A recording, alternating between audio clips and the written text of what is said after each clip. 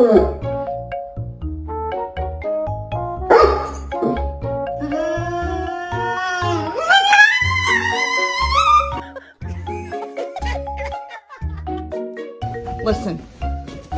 it's late. I want to go to bed, and I don't want you having anything in your mouth. I can see something sticking out.